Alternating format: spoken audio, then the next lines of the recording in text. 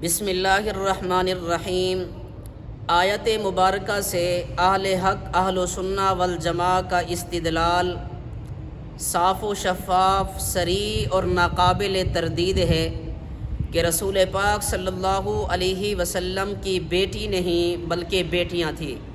اس لیے ذاکر صاحب موصوف مختلف تعویلات کر کے آیت مبارکہ کے معنی میں رد و بدل کی کوشش کر رہے ہیں، لیکن پھونکوں سے یہ چراغ بجھایا نہ جائے گا۔ ذاکر صاحب کہتے ہیں کہ یہاں اب قرآن کا مزاج سمجھنا ہوگا۔ عجیب بات یہ ہے کہ جو بندہ قرآن کریم کا واضح لفظ بناتک بیٹیاں نہیں سمجھ سکا، وہ قرآن کا مزاج کیا سمجھے گا؟ جب قرآن کہتا ہے کہ اپنی بیویوں سے یعنی امت کی ماؤں سے کہو، تو کیا کسی کی ایک سے زیادہ مائیں ہوتی ہیں؟ بے شک نہیں۔ تو اس کا مطلب یہ ہوا کہ ماں کی ماں اور اس کی ماں کی ماں اور ازل تک میں۔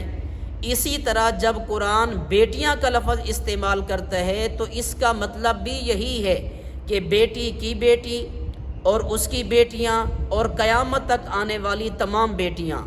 یہ ہے قرآن کا اصل حکم۔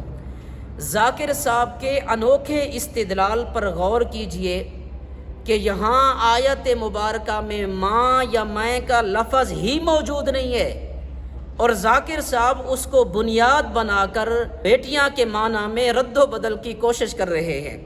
حقیقت یہ ہے کہ اس مقام پر 3 لفظ ہیں۔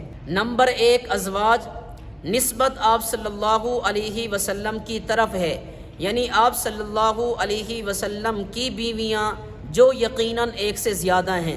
نمبر 2 بنات، نسبت آپ صلی اللہ علیہ وسلم کی طرف ہے، یعنی آپ صلی اللہ علیہ وسلم کی بیٹیاں یہ بھی ایک سے زیادہ۔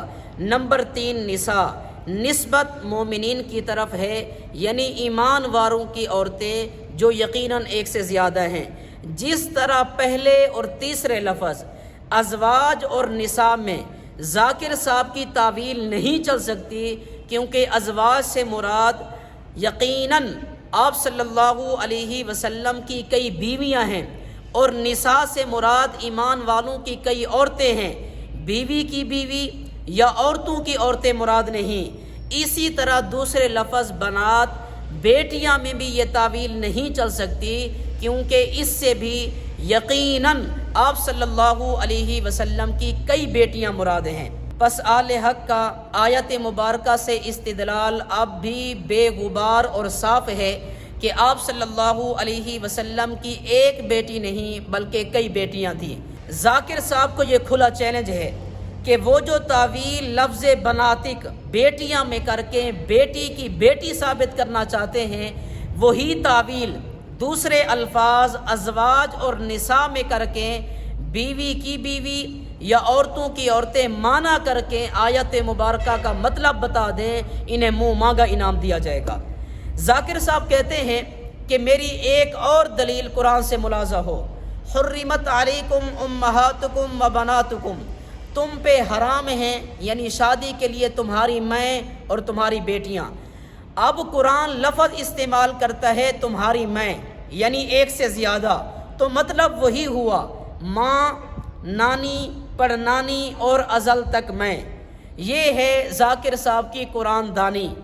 یہ قرآن شریف کا مفہوم اور مزاج نہیں، بلکہ قرآن شریف کے معنی میں رد و بدل کی کوشش کی جا رہی ہے تاکہ ذاکر صاحب کا باطل نظریہ درست ثابت ہو، لیکن باطل کا بھی حق نہیں ہو سکتا۔